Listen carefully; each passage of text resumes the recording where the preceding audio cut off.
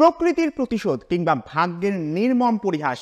শেখ হাসিনা দেশ ছেড়ে পালানোর পর তারই চিরশত্রু ডক্টর মোহাম্মদ ইউনূস এখন অন্তর্বর্তীকালীন সরকারের প্রধান উপদেষ্টা। যেই ডক্টর ইউনূসের জনপ্রিয়তা নিয়ে হাসিনা সব সময় ভয় থাকতেন, যাকে নিয়ে কানাডার ক্লাস 7 এর হাই স্কুল লেভেলের বইয়ে অধ্যায় আছে, যাকে নিয়ে হার্ভার্ড ইউনিভার্সিটির বিখ্যাত অধ্যাপক নিকোলাস গ্রেগরি ম্যানকিউ তার লেখা ম্যাক্রো ইকোনমিক্স বইয়ের মধ্যে কথা লিখছেন, যেটা কিনা ঢাকা বিশ্ববিদ্যালয়ের অর্থনীতি বিভাগ সহ বিশ্বের বিভিন্ন বিশ্ববিদ্যালয়ে পড়ানো হয়। নতুন থেকে পুরাতন, অর্থনীতিবিদ থেকে রাজনীতিবিদ, বাংলাদেশ থেকে আমেরিকা, কোথায় নাই এই ডক্টর মোহাম্মদ ইউনূস। তবে আজকের ভিডিওতে আমরা শুধুমাত্র তার ভালো কথাগুলোই বলবো না, ওনার কর ফাঁকি, শ্রম আইনে মামলা কিংবা গ্রামীণ ব্যাংকের এগেইনস্টে যত অভিযোগ আছে, ডক্টর ইউনূসের পক্ষে বিপক্ষের সকল মতামত নিয়ে আমরা আজকের এই ভিডিওতে আলোচনা করব। তো চলুন শুরু করা যাক।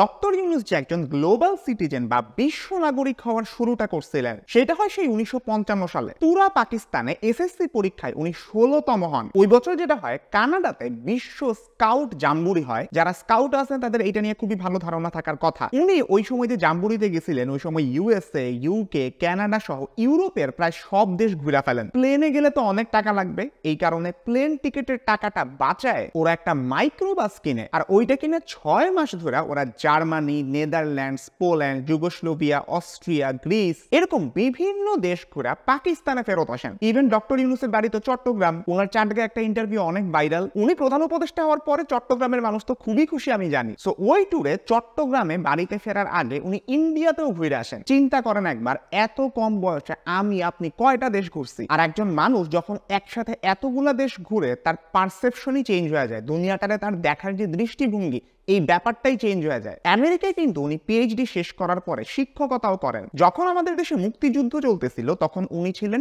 টেনেসি স্টেট ইউনিভার্সিটির শিক্ষক আমেরিকাতেই। মুক্তিযুদ্ধের পক্ষে আমেরিকায় একটা যে সাপোর্ট তৈরি করা, এই কাজটা উনি সেই সময় খুব ভালো মতন করতেছিলেন। আপনি ডক্টর ইউনূসের কথা বলেন, স্ট্রাকচারাল ইঞ্জিনিয়ারিং এর আইনস্টাইন যাকে বলা হয়, FR খান, উনি সহ অনেক প্রবাসী বাঙালিরা মিলে বাংলাদেশ ডিফেন্স লীগ গঠন করে। এন্ড এইটার মাধ্যমে আপনি অস্ত্র সহায়তা বলেন, জনমত গঠন বলেন, এই কাজগুলো ওরা করতেছিলেন। একটা ইন্টারেস্টিং ফ্যাক্ট, ইসরায়েল কিন্তু ওই সময় বাংলাদেশকে অস্ত্র দিয়ে সাহায্য করতে চাইছিল, এন্ড ওরা এই জন্য বাংলাদেশ ডিফেন্স লীগের সাথে যোগাযোগ পর্যন্ত করে। বিনিময়ে বলছিল তোমাদের ইসরায়েলকে স্বীকৃতি দিতে হবে। ডক্টর ইউনূসরা এটাতে রাজি হন নাই। ওই সময় ভারতের সাথে যোগাযোগ করা, অস্ত্রশস্ত্র সংগ্রহ করা, পাকিস্তান হাই কমিশনে যেসব বাঙালি কর্মকর্তারা আছেন তাদেরকে নিরাপদে সরায় রাখা, এইসব অনেক কাজের সাথে ডক্টর ইউনূস জড়িত ছিলেন। এখন 1972 সাল, যুদ্ধ শেষ। আমেরিকায় শিক্ষকতা ছাইরা দিয়ে ডক্টর ইউনূস যুদ্ধ বিধ্বস্ত বাংলাদেশের মধ্যে চলে আসেন, আর চট্টগ্রাম বিশ্ববিদ্যালয়ের অর্থনীতি বিভাগের প্রধান হিসেবে সর্বোচ্চ বেতনে যোগ দেন। 1974 সালে যখন দুর্ভিক্ষ হয়েছিল, উনি খাদ্য উৎপাদনে অনেক জোর দিছিলেন। চট্টগ্রাম বিশ্ববিদ্যালয়ের ক্যাম্পাসের আশেপাশে যে পতিত জমি আছে, উনি এখানে চাষাবাদ করার প্রস্তাব দেন। স্থানীয় এমপির সাথে রীতিমতো যুদ্ধ করে একটা ডিপ টিউবওয়েল বসান। কিন্তু পরে দেখা যায় মেশিনের ভাড়া পরিশোধ, পানির লাইন পাওয়া, এইসব গ্যাঞ্জামের কারণে চাষ আবার বন্ধ হয়ে যায়। পরে উনি নিজ খরচে জমি চাষের ব্যবস্থা করে দেন। উনি 60 একর জমিতে নবযুগ তেভাগা খামার গড়ে তোলেন। তবে এত সব কিছুর পরে উনি ডিরেক্টলি বুঝতে পারেন, এইসবের মাধ্যমে শুধু জমিওয়ালা যারা আছে তাদেরই লাভ হইতেছে, গরিব মানুষদের তেমন একটা উন্নতি হইতেছে না। অর্থনীতির এই ব্যাপারটা বুঝতে পারাও কিন্তু একজন মানুষের পক্ষে বেশ বড় ধরনের বিচক্ষণতারই লক্ষণ। উনি এত ডিপলি গরিব মানুষদেরকে দেখতে পারছেন বলেই কিন্তু পরবর্তীতে তার কনসেপ্ট পুরো ওয়ার্ল্ডে এত জনপ্রিয় হয়েছে। যে মাইক্রো ফাইন্যান্স সিস্টেম তাকে এত জনপ্রিয় করছে, এইটাও কিন্তু স্বাধীনতার কিছু বছর পরেই চট্টগ্রাম বিশ্ববিদ্যালয়ের পাশের জোবরা গ্রামের একজন মোড়া বানায় না, মোড়া বানানোর কারিগর আর বিক্রেতা একজন নারীকে দেখেই কিন্তু তার মাথায় আসে। এইটুক থেকে বুঝতে পারবেন চিন্তা ভাবনার ক্ষেত্রে ডক্টর ইউনূস বরাবরই কিন্তু বেশ প্র্যাকটিক্যাল ছিলেন। ওনার বিরুদ্ধে বেশ বড় একটা অভিযোগ হইতেছে, 1/11 এর সময় উনি কোনো সক্রিয় ভূমিকা পালন করেন নাই। দেশে তখন ক্রাইসিস ছিল, উনি আগায় আসেন নাই। টু বি অনেস্ট, উনি সামনে এসে দায়িত্ব নেন নাই, এই ব্যাপারটা একদমই সঠিক। তবে সেই সময় তত্ত্বাবধায়ক সরকারের প্রতি তার সমর্থন ছিল, নিজে সামনে এসে দায়িত্বটা নিতে চান নাই। আর্মি সবার আগে কিন্তু উনাকে এসে অ্যাপ্রোচ করছিলেন, ক্ষমতা নিতে বলছিল। তবে উনি অর্থনীতিতে যত ভালোই হন, রাজনীতির ব্যাপারে তার এক্সপেরিয়েন্স কম দেখে উনি সেই অনুরোধটা পাশ কাটায় যান। 2024 সালের শুরুর দিকে ডয়চে ওয়েলেতে খালেদ মহিউদ্দিনকে উনি বলেন, আমি চাইলে হাসিনা 1 মিনিটও ক্ষমতায় থাকতে পারতো না। সেখানে কিন্তু ক্ষমতা থেকে নামার পরেও এই খোঁটাটা মারে, সেন্ট মার্টিনকে যদি আমেরিকার হাতে তুলে দিতাম তাইলে হয়তো আমাকে আমাকে এখন আর ক্ষমতা থেকে নামতে হইতো না। ওই যে ডক্টর ইউনূসের আমেরিকান একটা ব্যাকআপ আছে, ওই জায়গা থেকে খোঁটাটা মারে। 111-এর সময় সেনাবাহিনীর চাপাচাপিতে কিন্তু উনি নাগরিক শক্তি নামে একটা দল গঠন করার দিকে যান, কিন্তু সপ্তাহখানেক পরে সেই প্ল্যান থেকে সরে আসেন। ওই সময় কিন্তু একটা ফর্মুলার কথা আমরা শুনতাম, -2 ফর্মুলা। শেখ হাসিনাও আসতে পারবে না ক্ষমতায়, খালেদা জিয়াও আসতে পারবে না ক্ষমতায়। ওইটা হইলে ডক্টর ইউনূসকেই হয়তো আমরা রাষ্ট্রপ্রধান হিসেবে দেখতে পাইতাম। তবে একটা পলিটিক্যাল পার্টি ফর্ম করা কিন্তু এত সহজ না। হঠাৎ করে আপনি রাজনীতিতে নামবেন, ওইটার জন্য পর্যাপ্ত লোকবল আপনার লাগবে, ম্যান পাওয়ার লাগবে। শুধু আপনি নিজে একা নেতা হইলেই হবে না, আপনার আশেপাশে যারা আছে তাদেরকেও যোগ্য হইতে হবে। এই সব কিছু মিলায় এত কম সময়ের মধ্যে আসলে একটা পলিটিক্যাল পার্টি ফর্ম করা সম্ভব না। সো ডক্টর ইউনূসের ওই চ্যাপ্টারটা ওইখানে শেষ। কিন্তু চিন্তা করেন, আজকে 17 বছর পর একটা নাটকীয় মুহূর্তের মাধ্যমে তাকে কিন্তু আবার রাজনীতিতে আসতেই হইল, যেই রাজনীতিতে আসার জন্য তার তেমন একটা আগ্রহ ছিল না। Game of Thrones, house of the dragon, প্রত্যেকটার মধ্যে একটা কনসেপ্ট খুব জনপ্রিয়। যেই রাজা নিজের থেকে রাজার মুকুট হাতে পাইতে চায়, সে আসলে কোনো সত্যিকারের রাজা না। সত্যিকারের রাজার কখনো মুকুটের লোভ থাকে না। ডক্টর মোহাম্মদ ইউনূস হয়তো আমাদের সেই রাজা হয়ে আসছেন। এখন আসেন তার বিরুদ্ধে অভিযোগগুলোকে কি সেটা নিয়ে আলোচনা করি। আমি নিজে কিন্তু ক্লাস 5 থেকে বিতর্ক করি। ক্লাস 5 মানে হইতেছে সেই 2007 সাল। ওই সময় বিতর্কে ক্ষুদ্র ঋণ, এই যে কনসেপ্ট আছে মাইক্রো ক্রেডিট, এইটার পক্ষে বিপক্ষে মতামত নিয়ে বেশ ভালো ধরনের বিতর্ক হইতো, এন্ড এই টপিকটা তখন বেশ জনপ্রিয় ছিল। এই কনসেপ্টটা তো জানেন ডক্টর মোহাম্মদ ইউনূস আনছিল। ক্ষুদ্র ঋণের সবচেয়ে বড় ঝামেলা আমরা তখন যেটা আলোচনা করতাম, প্রচন্ড গরিব মানুষকে আপনি যখন টাকা ঋণ হিসাবে দেন, অনেক সময়ই তারা এই টাকাটা কোনো ইনভেস্টমেন্টের মধ্যে খরচ করে না, বিনিয়োগ করে না। আপনি যদি একটা টাকা ঋণ নিয়ে ওইটা দিয়ে গরুর খামার করেন, মুরগির খামার করেন, এটা থেকে আপনি লাভ পাবেন, তাইলে আপনি ঋণের টাকাটা পরিশোধ যেমন করতে পারবেন, আপনি যে লাভটা পাইতেছেন ওইটা দিয়ে আপনি পরবর্তীতে ব্যবসা আরো ইনভেস্ট করতে পারবেন। এবার টাকা দিয়ে আপনি আরো টাকা জেনারেট করবেন। তবে একদম গরিব মানুষদের যে সবচেয়ে বড় সমস্যাটা, ওরা কি করবে, এই টাকাটা দিয়ে হয়তো তাদের ভাত আনতে পারতেছে না, তারা ভাত কিনা ফেলবে, তরকারি কিনবে, খাওয়া দাওয়া কিনবে, তার মেয়ের হয়তো বিয়ে দিতে পারতেছে না, বিয়ে দিয়ে দিবে। এইগুলো তো ইনভেস্টমেন্ট না। এই টাকাটা দিয়ে আপনি আবার টাকা আনতে পারতেছেন না। তো যখন এই গরিব লোকগুলা ঋণের টাকা ফেরত দিতে না পারতো, তখন ব্যাংকের লোকরা তাদের বিভিন্ন সম্পত্তি বাজেয়াপ্ত করা, তাদের বাড়িঘর লুট করা, কিংবা অন্য যে কোনো ভাবেই হোক সেটা ক্ষতিপূরণের চেষ্টা করতো ক্ষুদ্র ঋণদাতাদের বিরুদ্ধে। এইটা অনেক বড় ধরনের অভিযোগ পাওয়া যায়। অন্যদিকে বিপক্ষের লজিক যদি চিন্তা করেন, এই লোকগুলা যেহেতু ঋণ দিছে, তো ঋণের টাকাটা আবার ফেরত নেওয়া, এইটা কিন্তু তাদেরকে করতেই হবে, এই লজিক আপনি দিতে পারেন। তবে আবার এইটার অপোজেও গ্রামীণ ব্যাংক যে পরিমাণ প্রফিট নেয়, যেটাকে আমরা বাংলায় সুদ বলতেছি, সেইটা নেওয়া কতটা যৌক্তিক, এইটার ব্যাপারে অনেক অভিযোগ আসে। এইবার আসে বিখ্যাত শ্রম আইনে মামলার ব্যাপারটাতে। এই মামলায় কিন্তু ডক্টর ইউনূস সহ 4 জনের 6 মাসের সাজা হয়। যে অনিয়মগুলোর কথা বলা হয়েছে, প্রফিট শেয়ারিং একটা কনসেপ্ট আছে। আপনার কোম্পানি যত লাভ করলো তার একটা পার্সেন্টেজ আপনি আপনার কোম্পানির এমপ্লয়ি যারা আছে ওদের সবাইকে বন্টন করে দিবেন। ডক্টর ইউনূসের বিরুদ্ধে এইটাই অভিযোগ। সংরক্ষিত যে লভ্যাংশ আছে সেটার 5% যেটা বন্টন করার কথা ছিল, সেইটা উনি করেন নাই। 101 জন শ্রমিকের চাকরি স্থায়ী করতে পারেন নাই। গণছুটি না দেওয়া, শ্রমিকদের কল্যাণ তহবিল, অংশগ্রহণ তহবিল, এইগুলো গঠন করতে না পারা অন্যতম অভিযোগ ছিল এই মামলার। তবে ইউনূসের পক্ষ থেকে যেটা বলা হয়, কোম্পানি আইনের 28 ধারা অনুযায়ী গ্রামীণ টেলিকম একটা অলাভজনক প্রতিষ্ঠান, এন্ড এইটা হিসেবে রেজিস্টার্ড বা নিবন্ধিত। পরিচালকরা কোম্পানি থেকে কোনো প্রফিট না নেওয়ায় প্রফিটের যে 5% শ্রমিক কল্যাণ তহবিলে প্রদান করতে হবে, সেইটা করতে তারা বাধ্য না। আর ছুটির ব্যাপারে বলা হয়, এইখানে সবাইকে চুক্তিভিত্তিক নিয়োগ দেওয়া হয়। মুশকিলটা হচ্ছে এইখানে শ্রমিকদের কেউ মামলাটা করে নাই, বরং সরকারের একটা অধিদপ্তর এই মামলাটা করছিল।